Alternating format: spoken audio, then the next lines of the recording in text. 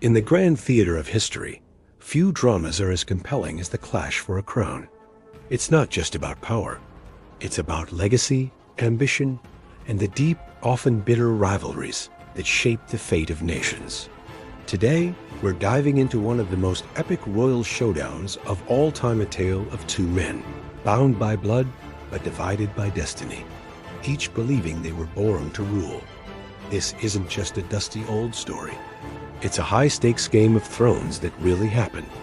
Imagine a kingdom at a crossroads. The old king has passed, leaving a vacuum of power. On one side, we have the legitimate heir, let's call him Arthur. Raised in the palace, groomed for leadership since birth, he embodies tradition, stability, and the established order. He has the law on his side, the support of the old guard, and the weight of expectation on his shoulders. To the people, he represents a continuation of the world they know. He's predictable, perhaps a bit stiff, but he's the rightful king. But then, stepping out from the shadows, comes the challenger. Let's call him Morgan.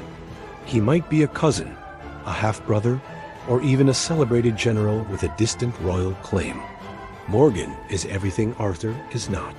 He's charismatic, a man of the people, forged in the crucible of battle, not the comfort of the court. He doesn't just have ambition, he has a vision. He promises change, reform, and a new era of glory. He connects with the common soldier and the disgruntled merchant, speaking their language and promising to shatter the old, stuffy traditions that have held them back. The kingdom is immediately split in two. It's the ultimate question. Do you follow the rule of law, or do you follow the man you believe in?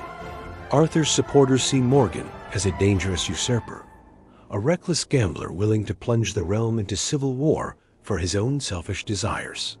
They warn of chaos and the breakdown of society if the sacred line of succession is broken. To them, Arthur is the anchor holding the ship of state steady in a brewing storm. On the other hand, Morgan's followers view Arthur as a weak, out-of-touch puppet of the nobility, incapable of leading the kingdom into the future. They see Morgan's ambition not as greed, but as a necessary force for progress. They rally to his banner, inspired by his promises of merit over birthright and a stronger, more prosperous nation for everyone, not just the privileged few. And so, the stage is set. The initial conflict isn't fought with swords, but with words, alliances, and influence. Both men begin a frantic campaign to win the hearts and minds of the powerful nobles, the wealthy guilds, and the church. Secret messages fly between castles. Spies listen in the taverns and the marketplaces. Every lord and lady with land and soldiers becomes a critical piece on the chessboard, forced to choose a side. Arthur, relying on his legitimacy, hosts grand feasts and reminds the nobles of their sacred oaths of loyalty to his father and his house. He offers them positions of power, land grants, and reassurances that their privileges will be protected under his reign. His strategy is one of conservation: preserve the existing power structure, and it will, in turn, preserve you. Morgan, however, takes a different approach. He tours the provinces, meeting directly with lesser nobles and military commanders who feel overlooked by the capital. He promises them glory and spoils in the coming conflict. He stirs up popular support in the towns, painting Arthur as a relic of a bygone era. His message is one of revolution: join me, and we will build a new world on the ashes of the old. The tension becomes unbearable. A single spark is all that's needed to ignite the flames of war. Perhaps a border skirmish escalates, or a key noble declares for one side, tipping the balance of power. Suddenly, the time for talk is over.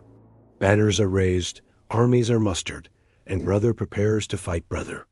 The first battles are often chaotic and indecisive. Arthur's forces are typically better equipped and more disciplined, the professional army of the state. Morgan's army, however, is a passionate mix of loyal veterans, mercenaries, and fired-up volunteers.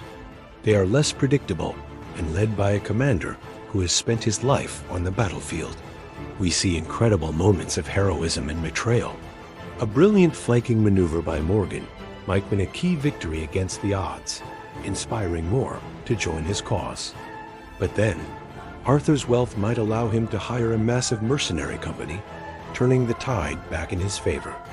A trusted advisor might switch allegiances at a critical moment, selling secrets that lead to a devastating defeat. The fate of the kingdom hangs in the balance with every sunrise. The human cost of this rivalry is immense. Fields lie fallow as farmers are conscripted into the armies. Villages are burned, trade routes are cut off, and the people suffer no matter which side they support. The two contenders, once perhaps childhood friends or respected cousins, become hardened by the conflict. Each victory is paid for in the blood of their countrymen, and each defeat fuels a deeper, more personal hatred for the other. As the war drags on, the nature of the rivalry changes. It's no longer just about the throne. It's personal. Arthur sees Morgan as the man who destroyed the peace of the realm and tore his family apart. Morgan sees Arthur as the symbol of an unjust system that would have denied him his destiny. Both men become trapped in a cycle of vengeance, convinced that only the complete and utter destruction of their rival can bring peace. This is where the story can go in so many different directions, just as it has throughout history. Sometimes the challenger wins.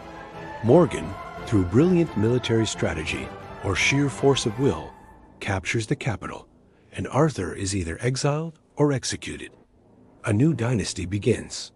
The old order is swept away, and the promises of a new era are put to the test. Does Morgan become the great reformer he claimed to be? Or does the crown corrupt him, turning him into the very tyrant he fought against?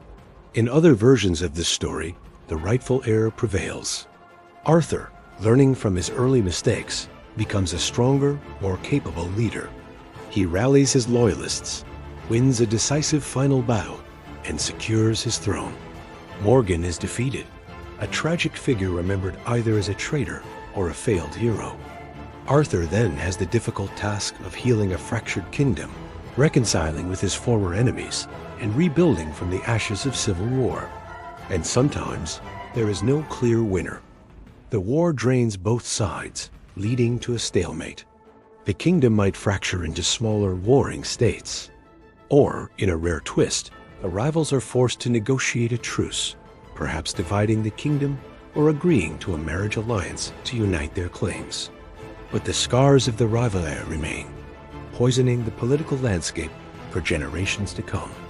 What makes this narrative so powerful is that there is no simple good guy or bad guy.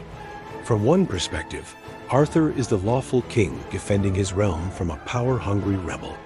From another, Morgan is a revolutionary hero fighting against an unjust system. Both men are driven by powerful convictions, and both are willing to pay the ultimate price for the crown.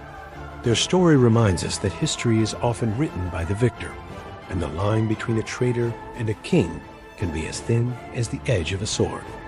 The clash for the throne is a timeless human drama. It's about more than just a piece of metal worn on the head. It's about ambition, legacy, and the question of what makes a true leader. Is it birthright, or is it ability? Is it stability, or is it progress? This fundamental conflict has played out again and again, shaping the world we live in today. So the next time you hear a story about a royal rivalry, look beyond the battles and the betrayals. See it for what it is, a profound debate about the nature of power itself. And ask yourself, in that situation, which side would you have chosen? The rightful heir or the charismatic challenger? Thanks so much for watching. If you enjoyed this journey into the heart of royal conflict, don't forget to like, subscribe, and hit that notification bell for more deep dives into the greatest stories from history. See you next time.